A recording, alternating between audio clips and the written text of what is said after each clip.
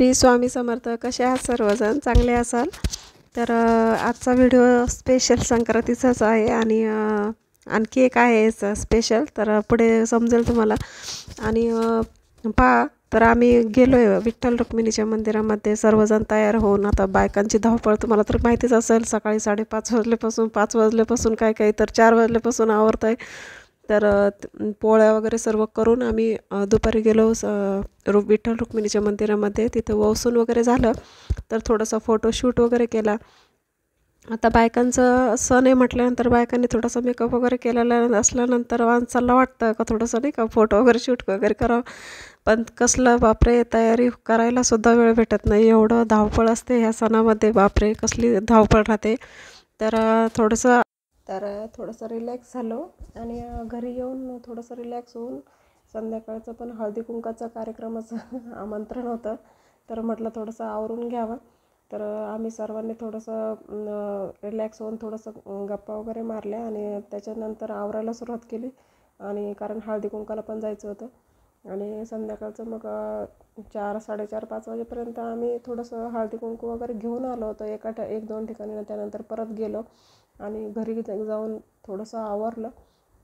त्यानंतर आवरलंच होतं हळदी कुंकासाठी. तर मुलांनी आणि यांनी घरामध्ये केक आणला होता, कारण काल होता बड्डे. तर संक्रांतीच्या दिवशीच बड्डे असतो. तर त्या दिवशी माहीत नव्हतं केक कधी घेऊन आलेत मुलं म्हणून. आणि त्या म्हणे, मम्मी तुम्ही बाहेर चालल्या तर केक वगैरे कटिंग करून जा. तर मुलांचा वगैरे आग्रह होता म्हणून केक वगैरे कटिंग केली. त्यानंतर अचानक ह्या फ्रेंड्स पण आल्या माझ्या. तर त्यांनी मला छान सरप्राईज दिलं. तर थँक्यू सो मच गाईज. आणि ह्या सर्व माझ्या मैत्रिणी आहेत आणि खूप छान आहेत ह्या ताईन. त्या शेजारच्या सर्वजण ताईन त्या. तर खूप चांगला स्वभाव आहे यांचा सर्वांचा, मला खूप आवडते त्या. तर खूप स्पेशल इव्हेंट होता माझ्यासाठी. कारण दरवर्षी तर सगळ्यांचाच येतो बड्डे दरवर्षी, पण माझ्यासाठी हा खूपच स्पेशल होता हा इव्हेंट.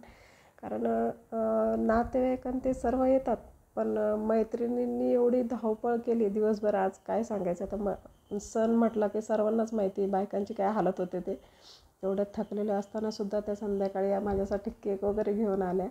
आणि बड्डेचं सेलिब्रेशन त्यांनी माझं खूप छान केलं.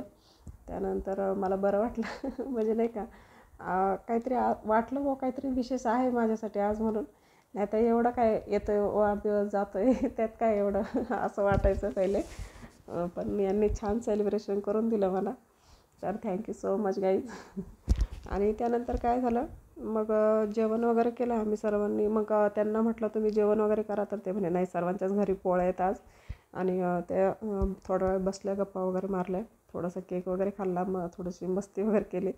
आणि त्यानंतर त्या सर्वजण घरी गेल्या. मग आम्ही पण जेवण वगैरे केले आणि हळदी कुंकासाठी पण जायचं होतं. हळदी कुंकू वगैरे घेऊन आलो. तर हा असा सण माझा साजरी केला आम्ही. आणि बड्डे वगैरे पण असंच संपन्न केलं. तर त्याच्यानंतर मग म्हटलं बघा आता काय करणार आहे. तर हळदी कुंकाचा कार्यक्रम तर करणारच होतो, पण कॅन्सल केलं शेवटी, कारण खूप उशीर झाला होता. म्हटलं एखाद्या दिवशी परत ठेवू. तर हा असा संक्रांतीचा सण आणि बड्डेचं सेलिब्रेशन हा असा दिवस गेला आमचा. तर कसा वाटला तुम्हाला सांगा मला. तर सर्वांना माझ्याकडून, माझ्या परिवाराकडून मकर संक्रांतीच्या पुन्हा एकदा हार्दिक हार्दिक हार्दिक शुभेच्छा. तर तिळगुळ घ्या आणि गोड बोला. सर्वांशी प्रेमाने राहा, प्रेमाने वागा. तर थँक्यू सो मच.